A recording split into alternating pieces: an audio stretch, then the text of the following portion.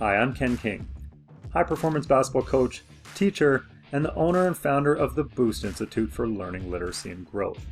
Welcome to Real Learning with Real People. These are conversations with real people. They're unscripted and they're designed to pull tidbits of information from people who are grinding right now to get the most out of their lives. Using a minimum amount of editing and a maximum amount of authenticity, we want to provide lessons that anybody will find effective, relatable, and entertaining. We seek to have guests that provide learning based on their life experience. Some are chosen because of their experience as high performers in sport, business, or education, and others because I felt they have meaningful lessons to teach and I wanted to make sure they have a platform to share with the world. The language in the videos can sometimes be mature, as I'm always encouraging my guests to be themselves. It's all part of making sure we do our best to give content that's authentic and effective, and you feel like you can utilize this real learning and connect with these real people. Now, many of you know that I'm a university basketball coach, and that's why I'm so excited to have Denver Nuggets strength and conditioning coach Claus Souza here today. Claus was born in Brazilia, Brazil, and that's just the beginning of an interesting journey. Claus took schooling in Canada and America, eventually completing a master's in applied sciences of education. But his learning's not all in the classroom. He was a graduate assistant at the University of Tulsa in Oklahoma, and then eventually became the head strength and conditioning coach for the Tulsa Shock, who would later become the Dallas Wings. From there, he became the head strength and conditioning coach for the Auburn University women's basketball team, and now he's in his position with the Denver Nuggets. Claus is also honestly just pretty much a certified badass. The guy does Brazilian Jiu-Jitsu, he plays guitar, he loves to drink coffee, he's super easy to talk to, and the learning that he has is going to be great for athletes, their parents, and their coaches, but honestly for anybody who wants to learn about risk, struggle, success, and how to get where you want to go. Here's Claus. How's it going? I'm great. How are you? So good. So good. And where are you right now in the world? I'm in Denver, Colorado. Nice. Nice. United States of America. Cool. Well, let's dive right in here because you've got a pretty interesting background, and we've known each other for a while now. But you've got a pretty interesting background that goes from well before I knew you, and has taken you on a pretty cool journey. So why don't you tell us a little bit about yourself, starting all the way back when you were younger, and what growing up was like? I got you. So I grew up in Brazilia, Brazil. A lot of people here in the U.S., they're like, oh, but where in Brazil? I'm like, Brazilia. And they're like, no, but where? And a lot of them fail to know that Brazilia is a city in Brazil, also the federal capital. So that's usually like a conversation starter. But it's an awesome city. I was born and raised there, although I have very strong German heritage because my mom is German. I'm a German by citizenship as well. But for 21 years, I lived in Brazil. So growing up, just like people sometimes they think because you're growing up in Brazil, like you grew up in the jungle or something. But I took my girlfriend there to a trip. This is like a couple of years back. And then I could tell her on her eyes, like her idea of Brazil was completely changed after she went to Brazil. Yeah. Because it was just a normal city like everybody else, right? Or like everybody else here in North America. I went to a private high school, which is different because here private schools are seen kind of like this bougie, really like high class group of people. And the reality, sadly, is that the public learning in Brazil is not the best. So if your family can afford, majority of people do go to private schools. But and it's kind of like a tier above public schools, but it's not as fancy as people see or as it is in North America, right? Gotcha. So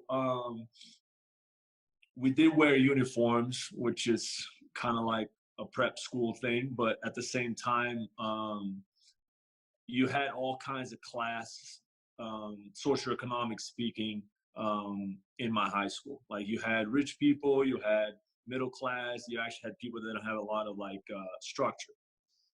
So I do believe my growing up, my schooling and my family were the two main things that shaped me on who I am today.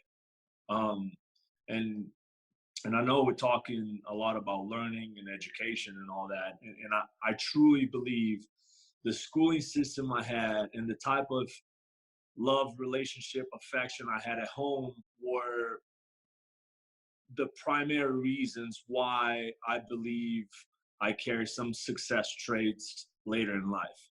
Right.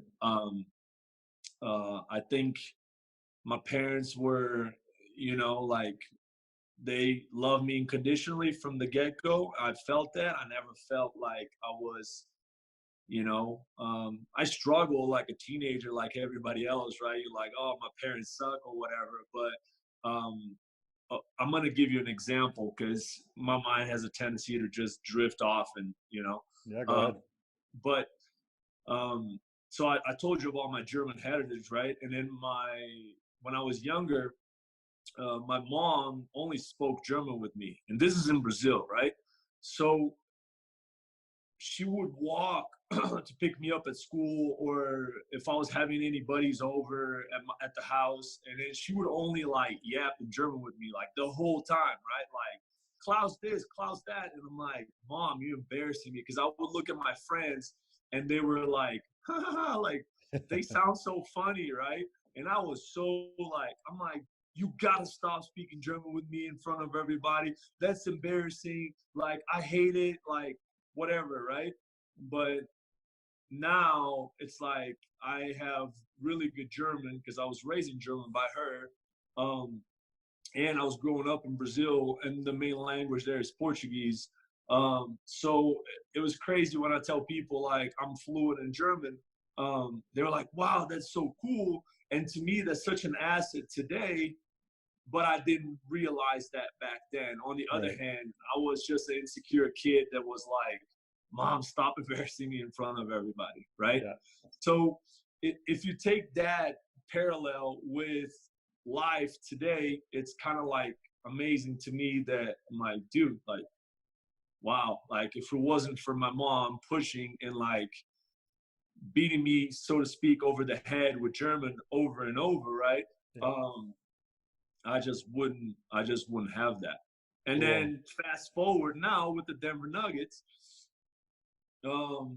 we have one of the personal development coaches. He's actually from Africa, but he speaks German fluent, right? And the first thing that we talked about, and we realized that we both like, because he's married to a German lady, I'm able to speak German with him here, right? So like that's a perfect example of something that was pushed over me when I was younger, and that kind of shaped me to now. Right. So Cool. pretty fascinating when I really think about it. Yeah, if here's a tough question, or maybe it's easy. I don't know. If you were to pick a word to describe Mom, what would it be?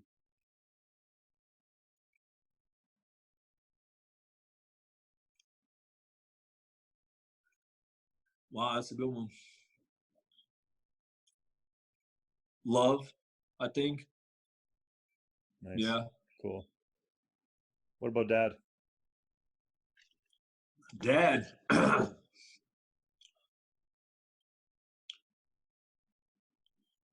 One word. You can stretch it. You can hyphenate a bunch of words together if you really need to. I see what you're saying. Dad is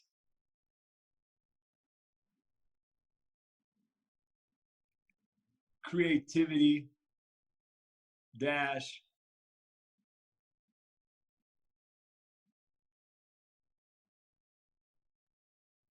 only what you like dash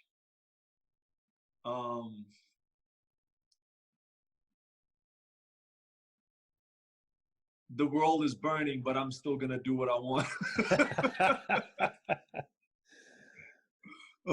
That's awesome. Yeah, it's unbelievable. Like when I look at my parents' trades, like Like my mom is just unconditional and love, right? And just that um, self-organized German. And then you have my dad, which is like this crazy hippie, rock and roll listening, ears pierced, like Brazilian hippie type, you know? Yeah. So yeah, I don't know. Cool. That's really cool. And it's a balance, right? Like I find one of the pretty consistent threads in a lot of these conversations I'm having are that there's a lot in the background, whether it's parents or siblings or friends or whatever, where there's like that yin and that yang in some aspect of the life, and a lot of times the most positive moments in the people I've been talking to's lives have come when they have both in Yeah, balance. And the moments that seem to be a little bit more challenging are when they have too much of one side and not enough of the other. And yeah, the yin yang is different for everybody. Like it's yeah, I'm not talking about particular traits or strengths or weaknesses or anything. It's just everybody has those moments where there's a one side, there's another side, and when they balance each other out, all of a sudden that's where those people are really going for some cool parts of their lives, and we get yeah, some good stuff out of that. So if you said 21, you were in Brazil till you were 21, yeah, which takes you right about to when we would have met. And yep. so tell me a bit about what that journey and that process and those years were like before you went down to the States. Yeah. So when I was 21 in Brazil, I already realized that, you know, like I spoke German. I was a little tired of things and how they were in Brazil, and I was like, you know what? I have this huge international background. I just wanna go. Like I want Yeah. to go somewhere. And then I have a mentor of mine, a great friend that at the time I was working for him in Brazil, and he was a principal at an international school. I was a basketball coach there, junior varsity, and I became close with him, and I started sharing to him that I was like with him that I was like, dude, I want to go somewhere. You know, I want to go study overseas or abroad, whatever. I'm just kind of tired of Brazil, and I want to live something different. And after many failed attempts, and that could be a podcast in itself or a conversation in itself, um, he was like, you know what? Like, I graduated from a school in Canada named Laurentian University. And maybe you can play some basketball there. Maybe, I don't know, maybe you just go see the world. Like, I understand your urge. So he made a phone call to a couple people at Laurentian. And I'm just gonna tell you the names because like these folks, right? Yeah, yeah, yeah. He called Sean Swords and Yeah. he called Pat Pickard. Um, so he was an alum and he played at Laurentian, right? This Yeah. is way back in the day. But anyways, fast forward like maybe 6 months later, like I was, getting off a plane in Sudbury, Ontario. Basically, I had 2.5 years done of 2 years of university in Brazil, sport and physical education. And, I brought these course credits with me under my arm, and I sat down with Pat and Marge. Um, and then we just went over what courses could be recognized, at Laurentian. And then basically I got a good amount of courses recognized and accredited from Brazil to Canada. And then basically I started from wherever I left off in Brazil, but now in Canada. And Cool. yeah, very crazy story because people like they usually transfer schools, they're not as treated the same way I believe I was treated. And it was amazing because I knew people and they kind of took care of me. And I think they realized I was coming from a good place. So yeah, like 2008, December 31st, 2008 is when I arrived in Canada. And then um, yeah, I just started taking classes there. And excuse my language, it was a shit show at first, you know. Like I wasn't sure about English. I had some blocks about speaking in public. Yeah. Like group presentations were a little bit of like nerve wracking. Um, so at the time, I had no idea I wanted to be a strength coach. I just knew I had left Brazil in the pursuit of like, you know what, I want to work with sports. I don't care in what capacity. If it's sports management, if it's sports conditioning, strength and conditioning, personal training, whatever, or if it's like basketball coaching, that's cool. Yeah. But that was the goal. It was like, I want to change. I want to live something different. And that's what made me go that way. And that's kind of right around when we met. Yeah, yeah. Well, and for people, there's going to be a lot of people watching. I think Sean Swords' name is something that is a little bit more of a known name out there, playing on the Canadian Olympic team and representing Canada that way. But not a lot of people are going to know the name Pat Pickard, and you and I both know that a lot of people should know the name Pat Pickard. Absolutely, she's a beast, man. And there's probably going to be, between the two of us, by the time we share this all out, there's probably going to be a lot of people that are going to be like, what do you mean not a lot of people know Pat? Everybody knows her. And it's true, because the amount of times in my life since being at Laurentian, I'll go to a random place and they're like, yeah, I know Pat Pickard. And it's like, you live thousands of kilometers away, have never been to Sudbury, Ontario, but you know who Pat Pickard is, and you know that she's badass, and she's still teaching at Laurentian. So I think it's awesome to give the what's up to Sean and definitely to Pat too. And yeah, no, they were pivotal in the whole journey on everything. Like, you know, they took care of me, and it was like I was this dude from Brazil, like arriving on New Year's Eve, and like you know what I'm saying, like where are you gonna stay, like, and they kind of like they helped me out a lot, you know. So totally. And so you had I don't know if I missed steps in there in art, because we don't talk on the regular, you and I. Yeah. But so did you go directly from the work that you were doing, strength and conditioning stuff at Laurentian, to Auburn, or was there steps in there that I missed? No, there are many steps. So after I arrived in Canada, after the first year, I flew back to Brazil for holidays.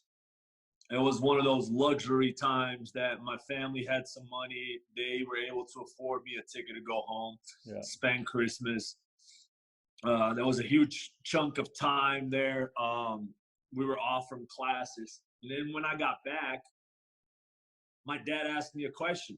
And remember, my dad is not the academic / professional career type guy. Yeah. And he was like, so what have you been doing? I'm like, well, I work at the front desk of the gym. I stock the vending machine on campus for Aramark. I porter in the residence hall overnight. And I bartend on the weekends at like events for Aramark as well. And then he was like, oh, that's cool. But wait, didn't you say you're going to try to work with sports? And I'm like, holy shit. Like, I was so immersed in trying to make money to pay tuition and do all those things, and keeping up with classes, that I realized that, yeah, I was just trying to survive. And that's when I realized, I'm like, dude, like, I'm not working, you know? I'm not working towards the reason why I came here. So it took a lot of like back and forth in my head on trying to like, okay, how can I manage making money, paying tuition, and devoting time to what I want to make my career of? And that's when I met Cal at Laurentian, and he was pivotal in my career as well, because he runs a business called Healthy Living, and it's a personal training business, multifactorial, I guess. They expanded and do a lot of other things now. But, you know, I just asked to start shadowing him. And that's kind of like how I told myself that I was investing in something. You know, he was training athletes. I like that idea. I like to train and work out. And I start shadowing him, and you know, made that out of an internship and then got some credits for it. And then he offered, you know, like, get your personal training certification. You can start training clients. And that's what I did. And then I ended up graduating in Laurentian, and I stayed for a little bit working under him, right, and for the business. And I learned so much in those years. It's not even funny, especially on the practical side, you know, like how to handle people, how to talk to them, how to actually coach. And then, I don't know, maybe 2-3 years, you know, after I graduated. So this is already year 4.5 in Canada. I was like, you know, I started looking online, and I'm like, dude, there's a lot of strength and conditioning in the United States. Yeah. And I'm like, this is cool. Like I like training general population clients, but I also like the idea of possibly being a strength and conditioning coach for a university in the US.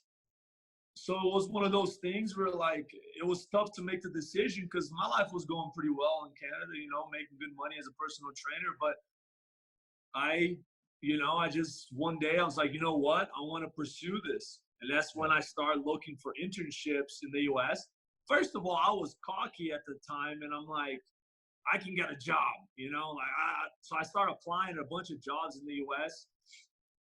But you don't get a call back. I'm like, what is wrong? I thought my resume was good. I have a bachelor's, like, you know, like whatever. I train athletes, but that wasn't enough. You know, I didn't realize at that time what knowing someone really meant. Although I got into Laurentian because, you know, I knew people, right? Yep.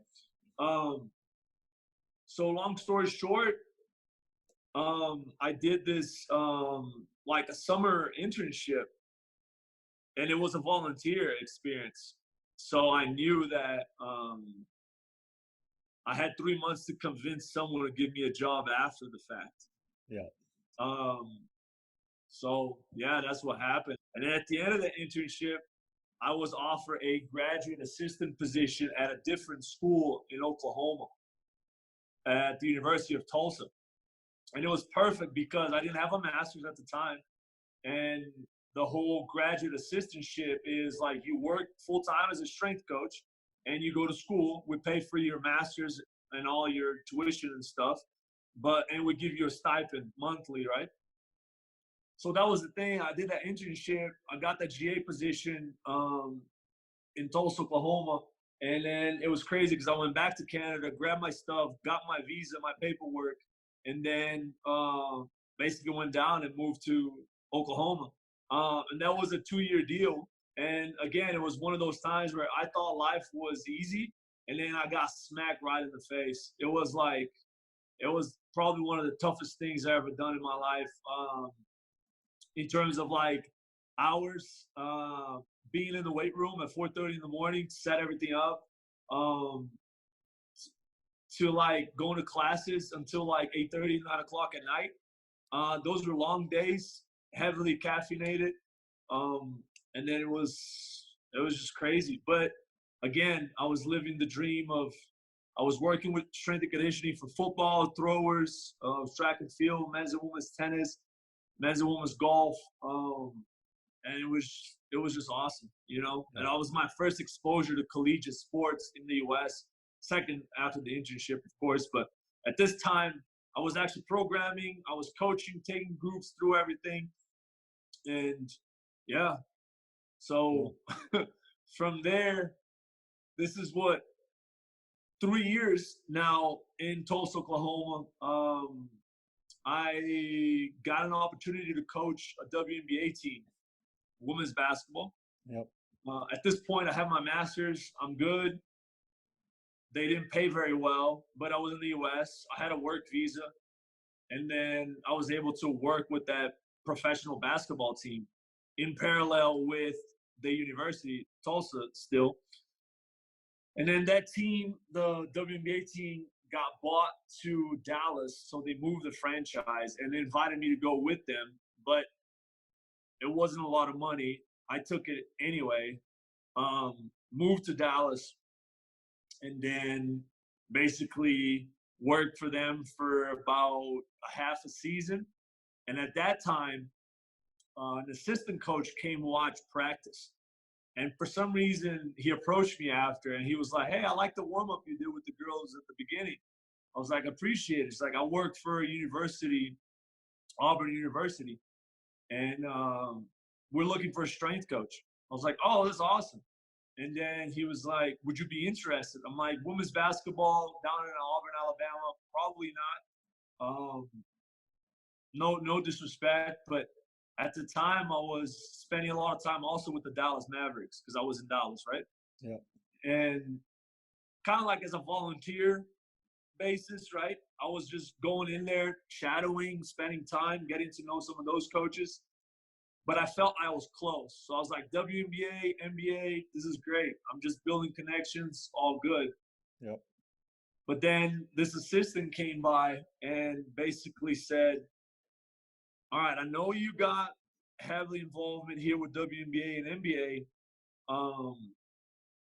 Let's at least send me a resume, you know?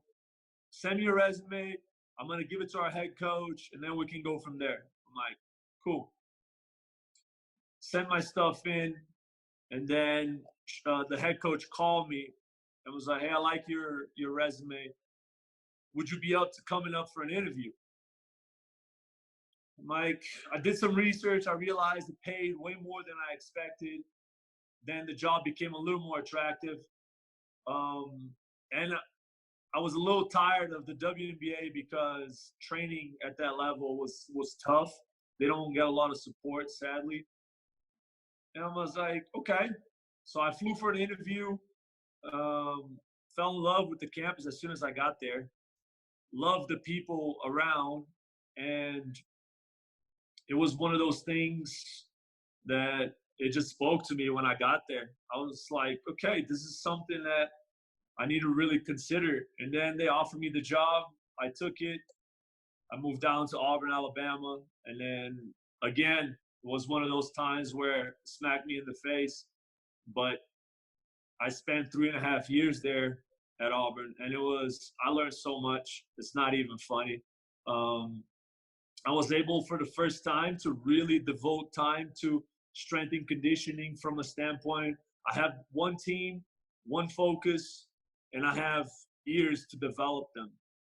So from the training standpoint, it was amazing.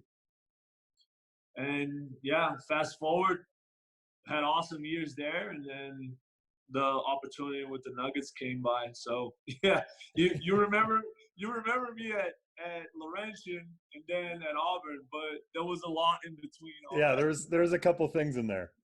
Yeah. So. And I think there's two key things that I really hear in there. And you said the phrase "smacked in the face" probably 5 times. Yeah. What, looking back now, and be like, is this your dream job? Are you doing your dream job right now? Absolutely. Yeah. Yeah. So but you know what's funny? It wasn't my dream when it happened. It was my dream before it all started. I put that to rest, and then it kind of came back. Yeah. Which is crazy. So looking back now, doing your dream job, how do you feel about all those times you got smacked in the face? Oh, it was awesome. It was it was learning without knowing you're learning. You know, I was in WNBA, whatever, did a good job there, regardless. But when I moved to college women's basketball, because I was in the WNBA, I thought it was going to be easy. I was like, I'm going to knock this job out of the park. But after month 2, I felt miserable and I thought about quitting because I didn't think I was a good coach. My interactions with the athletes, I don't think they were leading in the right direction from a standpoint of me developing them the right way. I thought there was like a clash of, mentalities. We strength coaches love strength and conditioning so much, and sometimes we impose that on our athletes, and they don't really care. You know what I'm saying? As an athlete, they don't really care. They don't like us as even basketball coaches, they love the sport so much, but their athletes sometimes don't. It's a means to an end to them. So I feel like there's a gap in communication that when you just try to beat them in the head with like discipline and love for the game, or be excited when you lift it, it's just not there. And that kind of drove me in a spiral. Like, I was second guessing how good of a coach I was. Yeah. And that really, like, I was consumed by it. Like, I was brought here to be a strength coach for one team, and I feel like I'm not doing a good job. I must suck. And that's what smacking in the face really means. But I had to introspect.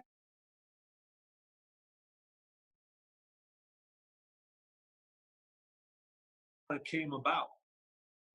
Why? Because I was focusing so much on the same thing. How can I be successful at this? And I wasn't giving myself no room or freedom in my own mind to relax and not think about things.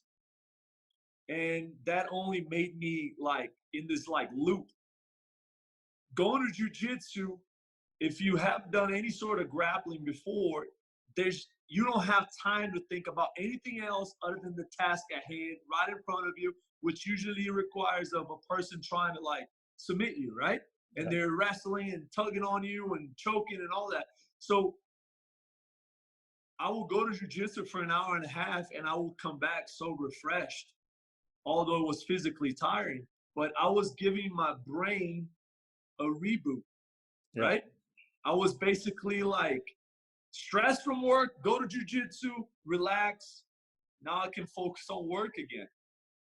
And then I realized that having fun when you're learning a skill like jiu-jitsu was key. That's when I changed the style of training I did for strength and conditioning with women's basketball into a more fun environment. And then I started getting a lot of response from the players. I was way more fulfilled, happier, and then fast forward 6 months down the road, the relationship was great, and it only grew from there. But I needed that way of shutting down my brain for training in women's basketball to something else, to then be able to attack women's basketball again in a more calm manner. Does that make sense? Yeah, totally. And I think it I know comes. it's a lot, sorry. No, it's perfect. It's actually it's so rich. It's awesome. It is. With Boost Institute stuff, we talk a lot about passion being, especially now where the information, whether it's math or whether it's strength and conditioning, the information on its own, anybody can get it anywhere, anytime, right? Like you can get the data, the actual information, no matter what. But the thing that we really try to do a lot of is instill that passion is the foundation of any learning. And if you're going to try and teach or coach, if you can't find a way to accurately communicate or translate your passion, like you were saying, you love strength and conditioning with the athletes, and we both know a lot of athletes, which means we both know a lot of athletes who don't love strength and conditioning. Yeah. They don't always have that passion. And so you can bang your head against the wall trying to make them love it as much as you do, which is not realistic. It's not going to happen. Or you can try and get them excited about it in other ways. And for you, it sounds like that was by making it more fun. Absolutely. Yeah. And do you, so now at the NBA level, do you still have to make it fun for those guys? You know, it's funny, and that's a great segue. The main question I get is, how's it like? You were in women's basketball, college, university, in Auburn, Alabama, now in Denver, Colorado with NBA guys. Yeah. Like, how different is that? And I'm like, actually, if you look at a spectrum like this, it's pretty much the same. Right. You know, because you have uneducated guys that don't really know anything about training, and they think they do. And when I look back at women's basketball, they were acting the same way. Gotcha. You know, So this is men's basketball and this is women's basketball. You think they're complete opposites, but the reality is there's learning parallels between the two, and that spectrum just kind of like teeter-totter a little bit more towards the middle and away, right? There's guys that nutrition-wise think that, you know, fried chicken is really good and is not a bad thing, or Burger King for breakfast is not bad. Yeah. There goes my Burger King sponsorship for this video now. Right, there you go. but then you have women's basketball. They also think the same thing. So like they're really close in that spectrum. Yeah. The only difference is really like the level of play, you know, like collegiate sports and NBA professional, it's a little different. Yeah. Because you can have different nuances, but you're still dealing with humans, and you know, it's just you just gotta understand who you're catering the information to. Yeah. And I think that's what make a good coach a great coach. It's like understanding and being quickly to adapt to those issues. Yeah, cool. And so I think one of the things we all complain about social media and kids these days, and I think that's always going to be the way that the world goes. It's cyclical like that. When you see on social media and you see on sports shows, it looks like every NBA player is in the gym grinding 6 hours a day, super motivated, and he always wants to be there. Like that's his, like he has a passion for the weight room. And you hear you hear that across pro sports all the time. It's like, wow, it's just passion for the weight room. Do you and I don't want you to say anybody's names. I won't. Do you have anybody that you have worked with recently or are working with now where it's just like they don't have a passion for the weight room? And how do you manage that? Absolutely. Yeah. I'll be lying if I said there isn't. You know, and I know enough strength coaches, and the problem is the same everywhere else. Yeah. Usually you have like three groups, right? You have guys that do everything you ask and they're super motivated and they're great. And then you have a second group that, depending on the day and what's going on in their lives and playing time, they teeter-totter between not being motivated and being motivated, right? And then you have the third group that basically just are there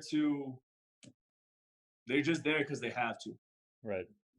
And I think that's important because for coaches and teachers and especially young athletes to understand that there's very few people that wake up every day wanting to do stuff like what you and your colleagues ask them to do, but they motivate themselves through it, some of them. Yeah. And some of them do need somebody to motivate them through that. And there's nothing wrong with which one of those you are, as long as you have something driving you that I think you have passion for. Absolutely. Yeah. I think you can get through it, because especially working with youth and still being at the collegiate level with basketball and that level athlete, it's like sometimes they want to give up because they don't have the motivation that others do. It's like, well, I'm not going to get there because I don't like doing this as much. It's like that they don't like doing it that much either. Yeah. Like they have closes and they have people around that are having to make it fun and exciting. So I think the message, especially to kids, that you're not going to like it every day. Those guys don't like it every day either. Yep. Like that's huge. And it's also finding ways to not think about that. You know, it's finding ways for example, I think for guys at this level, and I'm going to get into something a little more practical, is how can you make something like the weight room kind of part of their routine? And when I say part of the routine, is not like block off an hour and a half of your day to go train, right? And then the weight room being geographically far from your regular path. Right. Like when they walk into the facility, how are their steps towards eating breakfast, getting treatment, walking to the court, and then bam, the weight room is right there, right?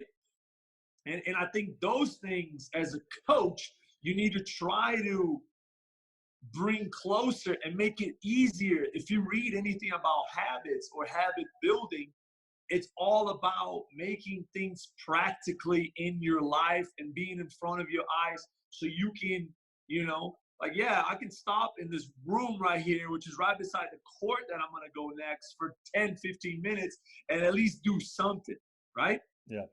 And you have, as a coach, those 10, 15 minutes to get something done. And I think if you do that every day, at the end of 7 days, you actually put 70 minutes into strength and conditioning, right? Now we're talking about microdosing, which is, again, a whole nother interview about, but that's kind of how I believe is the perfect way to be. It's a good way, a reasonable way to make it successful for those that don't enjoy it as much. You will get a cat that will come up and be like, I'm lifting before, I'm lifting after, I want to be huge, yada, yada, yada. Those guys are easy, right? Right. Your value as a coach is showing some sort of progression towards the guys that are resistant and how you approach them and how you communicate with them. And I think that will really like set you apart. Cool. Yeah, for sure. And I've been lucky enough to be in the Raptors facility too, and they have a similar setup where it's like it's right there in their training facility. Like they can pop in and out from the court and back. And yeah, I watched when I was observing one of the national team stuff how unique the strength and conditioning coach at that time was with in terms of they were able to do a basketball thing, supersetting it with something in the weight room side, which is really cool. And without going too far into microdosing, on the strength and conditioning side, I think that's something that's very, very capable, or that the average kid, the average athlete, and even the below average kid, athlete, person, student has available to them, not just in terms of physical training. So like if you're talking about like being, I always default to being terrible at math because I'm still terrible at math. And I'm still terrible at math because I never do math. I can tell you how many shot clocks are left in the game midway through the third quarter and how many possessions we have, and I can do that in a heartbeat. But I still don't know my times tables up to 9 off the top of my head. Yeah. But that microdosing concept of giving yourself that little bit of challenge and learning in spurts, maybe just when it's convenient, does count. And I think there's so many times where it's really not understood that it makes a difference. It matters even in those small little bursts. Yeah, for sure. I mean, I'm gonna tell you a story. When I was young, and this is in Brazil, I had this long hallway in my house, right, that would lead into a bathroom, and there was one room to the left and one room to the right. I sucked at playing basketball growing up, right? That's what I did. I sucked left-handed layups. Like I just couldn't like coordinate the steps. I was really good with my right, but extremely poor with my left. And I'm sure you coach enough kids, you know. Yeah. So talking to my dad, he was like, you got to practice, you got to practice, you got to practice. And you got to think about it. You got to think about it. And so I made the point every time I walked down this hallway in my house, I did a 1-2 up, right? Yeah. 1-2 up, left side. Going or coming back, it didn't matter. I walked through the hallway in my house. I did 1-2 up left, coming back, 1-2 up left. And I feel like that's a perfect example for really what microdosing is. If I walk that hallway maybe 10 times, you know, in a day, I was able to practice a couple reps every time. Yeah. Now, if I did that 10 times every day, I'm sucking math, but how many times would that be in 7 days? It's a lot of times. It's a lot of times. Exactly. So really, the whole thing here is a little bit every time, a little bit every time. a little bit every time. And I'm still not the greatest at left-handed layups, but I do believe it helped because I'm not going to say I scored a lot of points when I played basketball, but I do remember vividly moments that I scored with my left. Yeah, yeah. Well, and one of the things that I am really trying to influence athletes more on is the concept of mindfulness, meditation, and breathing. And I think like on your jujitsu side, I know those are all pretty common themes threaded through Yeah. jujitsu as well. And I want those things to be a bigger part of my life, my personal life, and my personal development.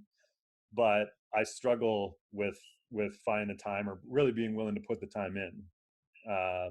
So my microdose of that is I'll meditate and breathe while driving. Obviously, my eyes are open, but I do my own version of it. Just every time I'm driving on my own, I got a little bit of road rage. So there's moments where I really get tested, but I've found it like I've actually gotten really good at being able to control my physiological reactions to stress with breathing, just because of 10-minute commutes. Yeah. I've been working on that because it's guaranteed twice a day, 6-7 days a week, and I'm working on it in those bursts as well. And I'm still not practicing meditation and breathing as much as I want to outside of that. But when I need it, whether it's in a game, coaching, or with there's stress or any other kind of external stressor from life comes up, I have found my ability to control my physiological reaction to stress goes way up. And my primary practice is in the car. Yeah. And it's in like 5 or 6 minutes with sometimes with You're music able to on. regulate. Yeah. Yeah. That's awesome. And it's not the way that the courses or the books or the gurus or anything like that want you to like quote unquote want you to meditate or want you to be mindful or practice your breathing. But I found a way to get a little bit of it and it works for me. And I'm better at it because of it, for sure. Yeah. Which has been pretty cool. It's funny because I've been going down that path right now as well with the breathing, and I've been sleeping with my mouth taped shut. Really? Oh yeah. Tell me a little bit about that, because that interests me a little bit. That's cool.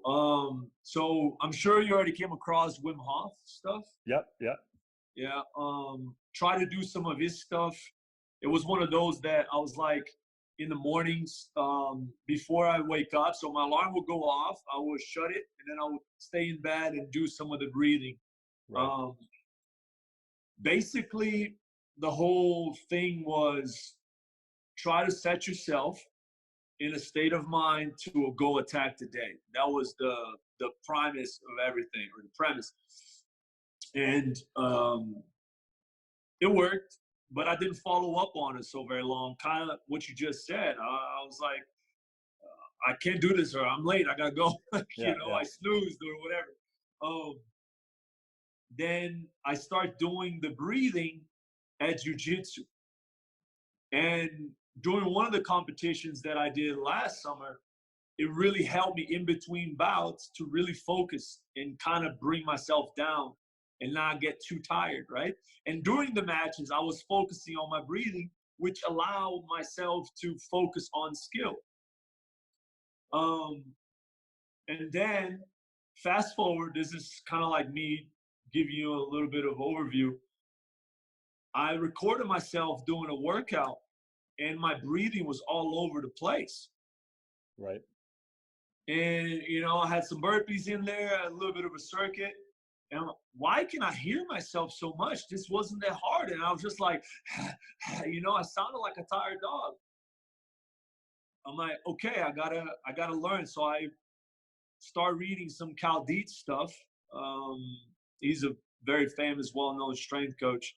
He wrote the Triphasic training book. And he's a big advocate. He also runs a company called RPR, which is called Reflexive Performance Reset. Yeah, I heard of them. Yeah. I'm certified through them. And I recommend everybody doing it because it really helps you with a lot. And we can dive into that as well.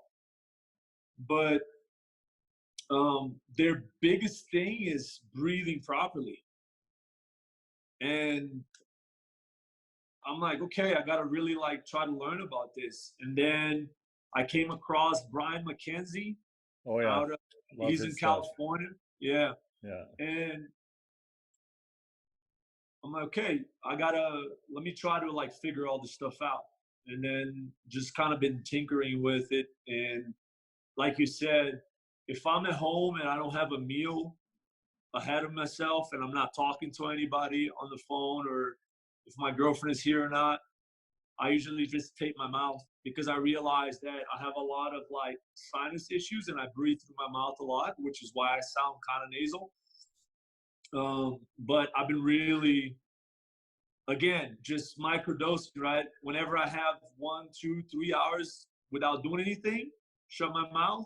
Try to do it sometimes without the tape, but then I catch myself breathing through my mouth. And then I bought these strips online on Amazon, and now I sleep with my mouth taped, and right. I feel way more restful in the mornings. It's Yeah. crazy, because my girlfriend used to say, like, you snore a lot. I'm like, okay, I'm gonna try to work on that. That's a side effect, a positive side effect of the Yeah, breathing work is reduction in snoring. No, Brian McKenzie's stuff is that's what Brian McKenzie was really the one that changed my willingness to prioritize my breathing. yeah, And as I dove deeper and deeper into it, it became more and more something I was like, wow, if I knew this, like that's where I started to try to really translate it for athletes a little bit more, because it's like if you knew that as a forget even as an adult, imagine knowing understanding how important breathing was when you're 15 years old and committing a little bit of time to that at that age, it would change everything. yeah. And I think, and correct me if I'm wrong, there's a lot of research that says that once your heart rate is above 75% of your heart rate max, so reaching about 80% heart rate max, you start losing fine motor skills. Yep. Yep. And then you start going into the whole tunnel vision, Yep. right? Which is, um, it's interesting, because if you're able to control your heart rate through breathing, then technically you could be more accurate at performance. Yep. So shooting Not a free technically, throw. literally. No, exactly. Yeah. Yeah. So you're shooting a free throw, or me, trying to dodge someone that's trying to like throw an armbar at me. Those are all fine motor skills. They're happening very fast, and being able to try to connect the breathing with that will make you a more skillful athlete, or a more skillful learner, if you want to say. Yeah. So No, that's a lot of my in-game coaching, especially with high performance kids at the youth level now, is when they're struggling or starting to struggle with outcomes in a game, whether it's officiating or playing time or missed shots or whatever. We work a lot on, and I'll get them to hold their hands like this and have them breathe, where they when they breathe in, they spread their hands apart, and when they breathe out and they have a little bit less oxygen, they come back in here. It's like, so as your lungs expand, we need to make sure that we're visualizing when you're on the court, when you're about to shoot your free throw, your vision's expanding and your field of vision gets bigger. And if you can see it, you can react to it. Because I would honestly say that 90% of the athletes I coach, regardless of the age they are, have the understanding of the game to be able to react to the situations that are presenting themselves. okay, yeah, Where they miss is that they're not seeing it literally. And whether hmm, they're not seeing it because their heads turn like this on defense so they don't see it, or whether they're not seeing it because they're so physically fatigued that their vision field is narrow, or they're so mentally fatigued that their vision is narrow, they don't see it. And so it's like, if you can't see it, you can't react to it. yep, And if you don't see it early enough, you can't react to it fast enough. Like there's a whole bunch of kind of levels to it. And so especially with the kids, it's like, put them here like goggles and start to see when you breathe in, all of a sudden you can see so much more. and it looks ridiculous. Like we'll go down, especially you go down to the States, you go to some of those AAU tournaments with kids, and you have them on the sideline with their coach, looking at their coach on the bench while the game's going on, and the two of us are doing this at each other. It looks insane, but I think it's a great way to conceptualize it for like a 15-year-old kid. Yeah. Where it's like and eventually what they start to do when they're doing it without their hands, they're on the court or whatever. Now all of a sudden it's like, actually, now that I'm visualizing that, my shit's together. Like I don't feel like everything's falling apart anymore. I'm focused on my breathing. I'm seeing more. And then what I see more often than not is that now they're reacting better. So their performance goes up. Yeah. All just because of a simple breathing technique. And I don't think that what I'm doing is particularly like mind blowing, but it's just the emphasis being put on it. The fact that matters, and that they're understanding that it matters. Yeah. And it's awesome. Like, I love it. I could talk about this all day because I see the benefit. Yeah. No, and I think so. I guess as we kind of wrap up a little bit here, you've got a variety of habits that I think serve you well. One of them is that you're probably one of the hardest working guys I've ever met in my life. Appreciate that, man. No, like for real. If like you kind of, even the way that you laid out your story, you lay it out kind of humbly and like it's whatever, but and nobody can ever fully understand. But a lot of those moments, and we've all had them, but nobody's ever going to understand the grind that you describe the moment in 30 seconds, but there's a lot of grind going on as you look back through the day-to-day, hour-to-hour. Oh, absolutely. Yeah, for sure. So, but you've got things and hobbies that you do that are not strength and conditioning, that are not basketball, things like jujitsu, you play guitar, like coffee, steaks. Yeah. Oh, I don't know if I'm allowed to do this trans-border, but my girlfriend now they get us endless steaks, like ribeyes and T-bones all the time because they have cows and really. Yeah. Oh, at some point I'll ship some to you if I'm allowed to do that. I don't even know, but okay, I don't know either, but I'm definitely worth trying. But what is it, like, we've talked a lot about passion and having fun and getting people excited to do things. If you were to capture, I'll say in one sentence, because one word was pretty tough for somebody that speaks like 5 languages. In a sentence or two, what's some of the most important stuff about learning and acquiring new habits and skills that you would want to tell others?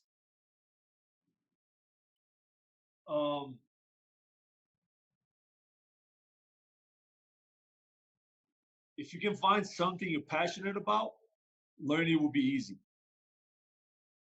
So there's a natural interest there because you enjoy it. That's it.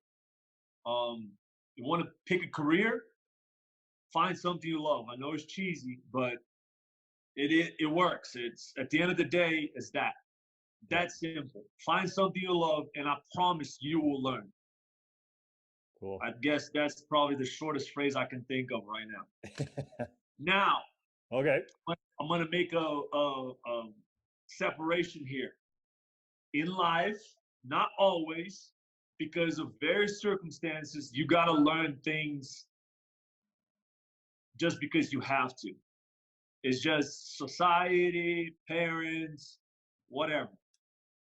And I've been called rebel without a cause before, because I would just fight things to fight them. Yeah. But the reality is, when you do present yourself or you see situations where you have to do something that you don't like, try to have fun with it. So I guess that's my segue to find something you love and do that. There will be moments that you will have to do things that most likely you don't appreciate or you don't like, or things you just have to deal with. Try to find a fun silver lining with it. And I think if you understand what I'm trying to say, hopefully I'm speaking clearly.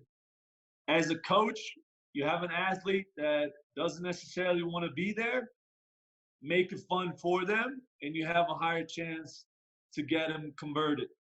And you as a coach, you want to learn a different skill. As long as you're passionate about that, you also learn that. Hopefully that's concise enough and practical enough that people can visualize what I'm trying to say.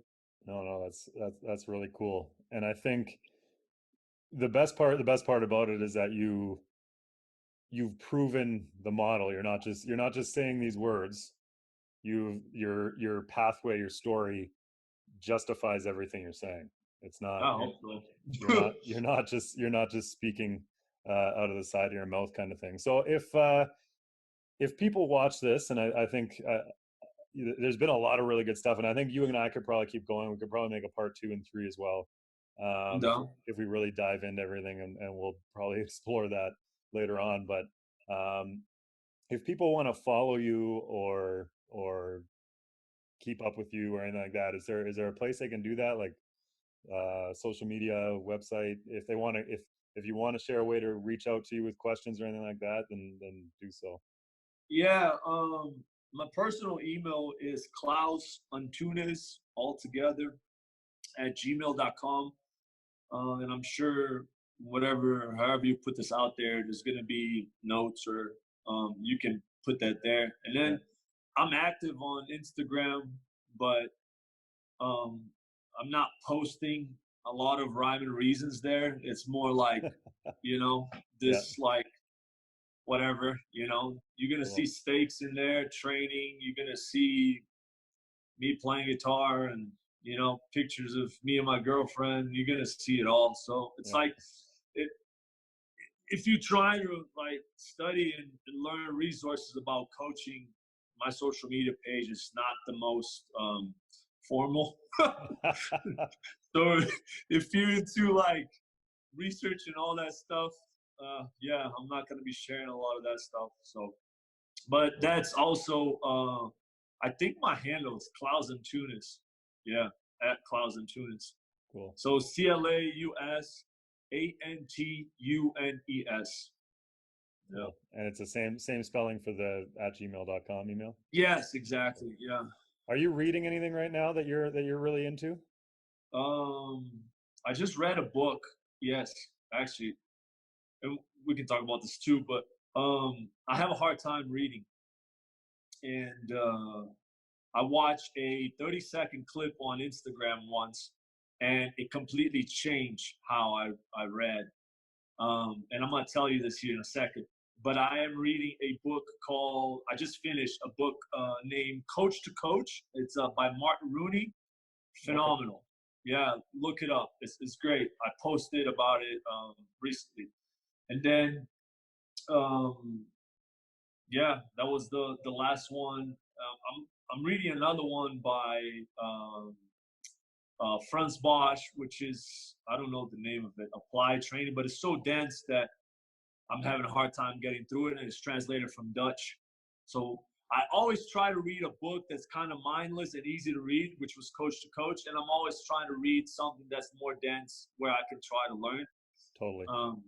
And I usually piggyback between that, and I do a lot of audiobooks. I like, for some reason, like I'm a good listener, I think, although I talk a lot. But like I love listening to podcasts and stuff like that.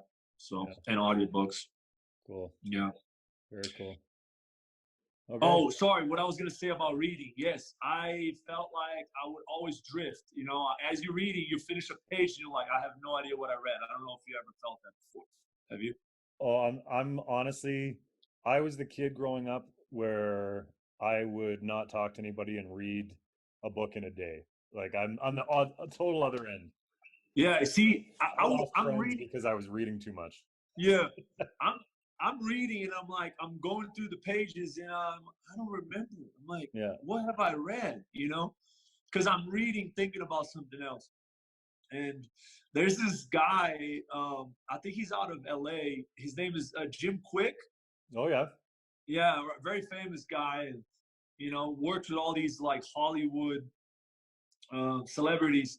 And this clip that he posted was, someone asked him if you should read following your finger, right? And that's his technique for speed reading. And basically there's people saying you shouldn't read like that. And I remember growing up, people like, don't read with your finger, like that's not good. And I don't remember why they told me that, but now I'm able to read really fast and I'm enjoying it because I'm following my finger. And then what I realized was following your finger places your focus. And once you place your focus, you actually can read the words. And because your finger is moving, it's pushing you to work at a faster rate. And I'm like, that's so genius that no one ever really like explained that to me. But it was one of those things where I was able to really appreciate reading more. And I'm like, okay, this is great. Like I just learned something new. That's awesome. So if you're reading, follow your finger. Shout out to all those kids that are struggling to get through all their books right now that they probably have to read and make sure they know that they need to use their finger. Yeah, man, focus. Keep looking. All right, cool. Well, this has been awesome. There's so much in here that I think is gonna make a difference for all kinds of people. So I really appreciate you, and we'll have to have another one or two of these some other time to go deeper into some of the stuff we touched on today. Let's do it. Cool.